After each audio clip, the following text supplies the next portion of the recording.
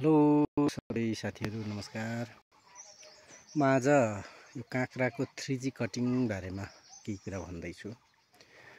3G cutting भनेको सामान्यतया बुझ्ने हो भने काँक्रा पलाइसकेपछि त्यसको पहिलोचोटि बढ्दै गरेको बोटको दुई पटक मुना चिमटेर फाल्ने भन्ने हो, अथवा मुन्टा चिमटेर फाल्ने भन्ने हो।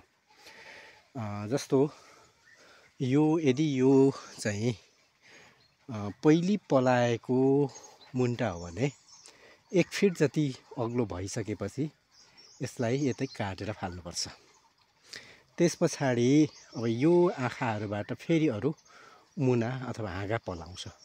त्यो पलाएको हाँगालाई पनि फेरि 1 फिट भएपछि काटेर फाल्ने, यो विधिलाई चाहिँ 3G कटिङ भनिन्छ। दुईचोटि काटेर फालिन्छ। यसो गर्नको कारण चाहिँ के हो भने, एक त बोट झाँगिने, अब सर्लक्क एउटा मात्रै माथि जाने हुँदैन, र अब प्राय गरेर यो मुन्टाहरू अरू शाखा हुन्थ्यो भने त्यसलाई चाहिँ शाखाहरू चाहिँ अलिक कमजोर हुन्छ। तर त्यसरी कटिङ गरिसकेपछि आउने मुनाहरू चाहिँ उस्तै हुन्छ, अथवा बराबरको जस्तो हुन्छ। र त्योभन्दा पनि अझै महत्त्वपूर्ण कुरा चाहिँ के हो भने, यो काँक्राहरूको पनि फुल भाले र पोथी हुन्छ। यो पोथी फुल हो। अब पोथी फुलमा चाहिँ बच्चा लाग्छ, चिचिला लाग्छ। तर यो हेर्नुहोस् त भाले फुल, यो भाले फुल हो। यो भाले फुलमा चाहिँ काँक्रा फल्दैन।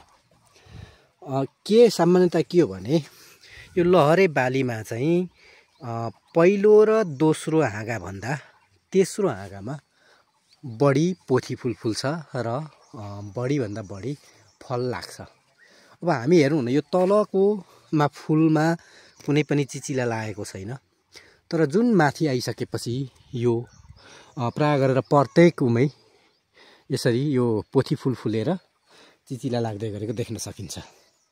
अब यो चाहिँ पोथी फुल हो, यो चिचिला लाग्दैछ। यहाँ अलिक कम छ, अझै अरूमा चाहिँ धेरै देख्न सकिन्छ। त्यसैले अब हामीले के हो भने, काँक्रामा 3G कटिङ, काँक्रा मात्रै होइन, काँक्रा लहरे बालीमा 3G कटिङ अनिवार्य छ।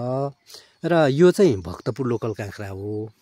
हाम्रो स्थानीय काँक्राहरूमा चाहिँ ठुलो बोट भइसक्ने तर नफल्ने एउटा समस्या गाउँघरमा प्रायः त्यो देखिन्छ। अब यदि त्यसलाई पनि हामीले 3G कटिङ गर्ने हो भने त्यो काँक्रालाई पनि राम्रोसँग यिनीहरू जस्तै फलाउन सकिन्छ। मैले अब यो काँक्राहरू यो वैशाखको अन्तिमतिर खान सकिन्छ कि भनेर लगाएको हो। अब अहिले यसको चिचिलाहरू प्रशस्तै देखिन्छ। तर यो काँक्रालाई चाहिँ मैले स्थानीय तरिकाले लगाएँ। यदि हामीले व्यवस्थित गर्ने भने यसलाई चाहिँ डोरी बाँधेर पनि गर्न सकिन्छ। यो चाहिँ मेरो स्थानीय तरिका नै हो। मैले चाहिँ आफू खानको लागि लगाएको, व्यावसायिक चाहिँ होइन। अब यो काँक्रा चाहिँ मध्य पहाडमा कहिले लगाउने, कहिले लगाउँदाखेरि, काँक्रा लगाउँदाखेरि चाहिँ हामीलाई फाइदा हुन्छ, बेच्न सकिन्छ भन्ने विषयमा चाहिँ म अर्को पटक फेरि मेरो छोटो भिडियो तपाईँलाई पछि सेयर गर्छु। काँक्रा रोपेर पनि मध्य पहाडमा राम्रोसँग आम्दानी गर्न सकिन्छ, तर कुन सिजनमा लगाउने भन्ने कुरा चाहिँ महत्त्वपूर्ण हो। यहाँहरूले मेरो भिडियो हेरिदिनु भयो, त्यसको लागि हार्दिक धन्यवाद दिन चाहन्छु। यो त मेरो कफीको नर्सरी, कफीको बारेमा बिस्तारै बनाउँला। यदि यहाँलाई मेरो यो विचारहरू, भनाइहरू सही लाग्यो भने तपाईँले यो भिडियो सेयर पनि गर्न सक्नुहुन्छ।